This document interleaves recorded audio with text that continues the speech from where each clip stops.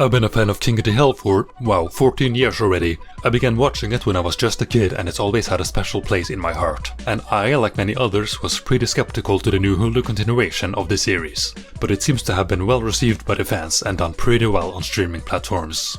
Doing well doesn't mean anything when it comes to streaming, but apparently it's good enough for a season 15. But here's the problem. It's not very good. It's average at best. What most people don't seem to mention is that there are just no jokes all throughout the whole season. And the writing is paper thin. Conflicts and resolutions feel contrived and the humor leaves a lot to be desired. The only good thing it has going for it is the character interactions, but even that has problems. A couple problems, one might say. I dare anyone to look up a random episode from the first 8 seasons and compare it to the new one, because that's exactly what I did. I watched Hank's Choice from season 5. Thursday's poker night. The stripper comes over at 9. I'm just yanking your chain. She's over at 8. Now let's look at a joke from season 14. What's next? We teach him to measure milk in liters? Replace donuts with scones? Could you even tell that was supposed to be a joke? What about... That ain't for the trap. That's for my Patreon. I hope this illustrates the problem I have here. Just a complete lack of humor. I'll be the first to admit that not everything about the original run is perfect. After season 9 you could really see the overall quality of the show decline. A lot of episodes were just boring and felt pointless. There's a season 13 episode where Khan has... It has never been brought up before or after this episode, and the way it functions depends entirely on when the writers need him to be either happy or sad. It's contrived and makes for a pretty lame episode. There's a reason I bring this up. The episodes in season 14 suffer from this exact same problem, and I think that's really bad. You would think that the new writers and directors who have experience with other shows would help spice up King of the Hill, or that the old writers would have some idea on how to make a funny episode after 15 years. But no. I think Mike Judge saved his good material for Beavis and Butthead, a show he's working on right now that's actually funny. You would think that the fresh talent working on the show would know how to write a good joke, but apparently not. Here's what I mean, just look at some of the episodes. The first one starts off pretty normal, but like I said, the humor is just... Solar panels? What other religious propaganda did they leave? I have to ask, what is it that's funny about that joke? It's a type of observational humor, but what is the actual joke? And what is it trying to say about solar panels? That green energy has... I don't know, maybe. The house had just been occupied by someone else and you can't come up with anything funny using that scenario. The old season took the idea of Hank being a volunteer firefighter and made one of the funniest episodes in cartoon history. All of you, go to bed. It's 4 in the afternoon. What did I tell you about talking to me? I think Bill finishing Netflix is pretty funny, and so is Dale being an election. But that's 15 minutes into the episode.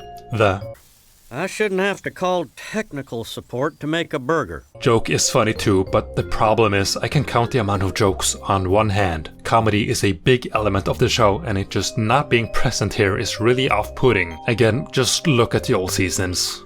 Catch, Hank. Hey. The second episode is boring. It's an episode about brewing beer, and Peggy won't shut up about wanting to have a beer named after her. It's not even a joke, it's the same annoying comment every time, and there's no real payoff to it either. The side characters, or Bobby's fake friends, or whatever you want to call them, are also lame. Not even Joseph gets any funny lines. This is gold, Bobby, write it down! Nut.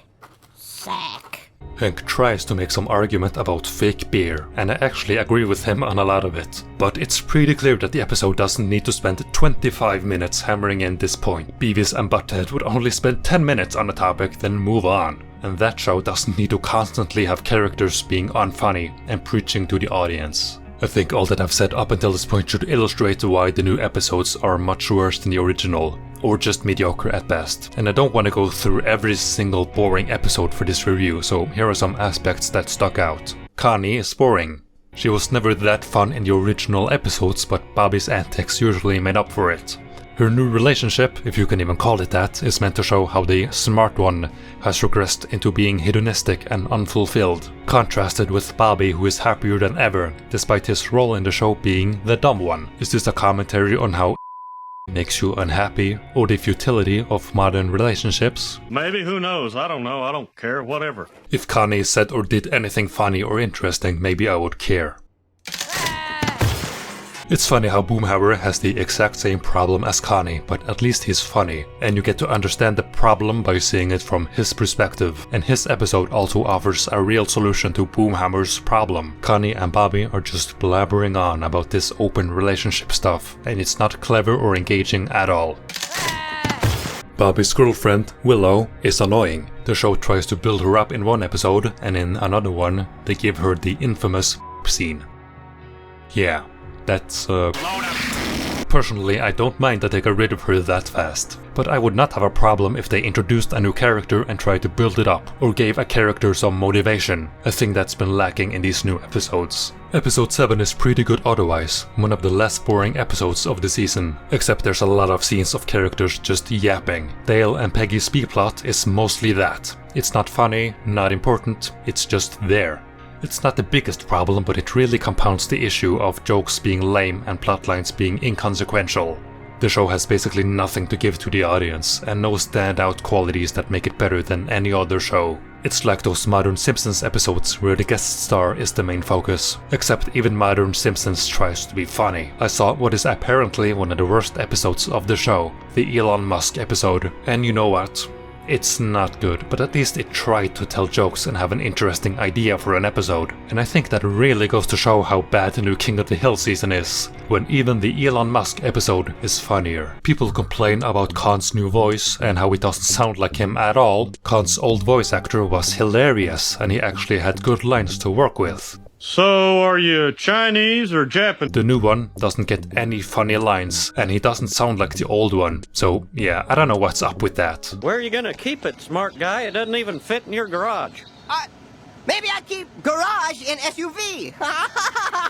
Kiss my ass. Episode 9 is probably the most notorious episode of the entire season. It's the one where Good Hank goes to a masculine self-help course or whatever. Probably my favorite episode of the whole series. The main problem I have is the questionable writing. I talked about how the writing is paper thin, and this episode is a perfect example. And all discussions of this episode has been poisoned already, so I'm gonna have to be quick. The episode is supposed to be a commentary about the typical manosphere people, like Joe Rogan and whoever else. But as it turns out, the main antagonist, this bald guy, didn't do anything wrong. His course is legit, he gives people useful advice, and only later do the writers decide that he hates women, therefore he's the bad guy. There was nothing wrong with him, so the writers had to slap that on him to make him look bad. Yeah, this is one of the episodes that the Velma writer worked on, because obviously.